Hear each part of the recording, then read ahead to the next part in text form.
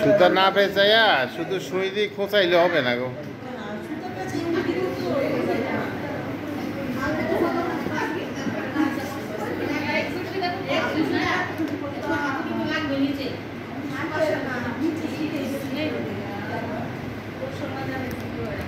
হাতটা সব ছিদ্র করে ফেলাইবেন, এরপরে দেখা যাক কাজ কি হয় না।